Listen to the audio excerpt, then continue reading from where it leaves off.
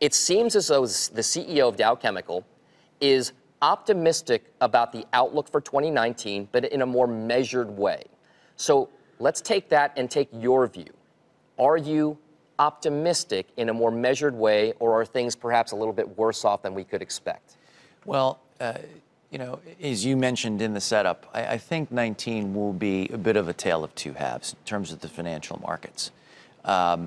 I think markets will continue to find support from really improved central bank communication early in the year, perceptions of reasonable valuation, and also, you know, optics around trade talks with China. I think that will all improve. That will provide support for markets. The issue later in the year, I think, will be an accelerating slowdown in the global economy, which has already begun. We're seeing the slowdown in China. They've injected liquidity into the system twice in the past few weeks, once through a short-term lending facility and more recently through the medium-term lending facility. They've cut the RRR aggressively by a whole percent early in the year. And frankly, I think that lever is starting to get a little bit long in the tooth, if you will. I'm not sure how much below 13.5% they can cut it without running into issues around bank credibility at the banks. And that cut in the reserve rate has really been more used to help absorb default losses at banks than it has to stimulate the real economy. So I'm concerned, given the growth engine that China is, that this slowdown will continue to evolve. Peter, it's intuitive to think.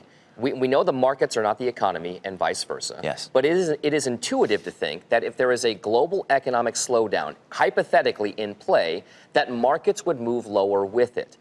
But should we be worried about a steep market sell-off if the world slows down in growing but doesn't go into recession? Well, that's a wonderful question. So the word recession has obviously been coming up more and more as we've moved into the end of 2018. And really, I think the reason why people are talking about it now is because of the steep market decline. And I'm loath to continue to circle back to it, but I think the sell-off at the end of the year was a bit overdone. And it was overdone on really what I would consider something of a botched communication from the Fed on the heels of the ECB ending its QE program. And as the Fed and other central banks have walked back on that very hawkish stance, obviously markets have responded. The real issue, though, for me, is that the Fed has raised rates, 2.5%, let's call it. And that has chilled economic growth. That has sucked, if you will, capital out of emerging markets, which are the growth engine for the global economy. 70% of global growth comes from emerging markets. So that's the reason why, after this rally, I think Peter's sometime in the first or maybe second quarter of this year, that I'm less constructive on the second half, because I think that growth story will start to bleed into earnings. Really quickly, how would you then be positioned? Where is the puck going to be, and what stocks, sectors, industry groups, geographies, assets would you be in? Well, it's a very difficult question. There's going to be a lot of push and pull this year. I do think it is something of a sell the rally market. So look at 2.7, 2.8 on the 2-year. Let's assume it stays in and about that range. I think short-term treasuries are an interesting place to be. It provides cash with yield for the first time in many, many years. And I think, look, right now, in particular, we like energy stocks, and one of the reasons for that is valuations look quite reasonable. Oil looks like it could have some more legs.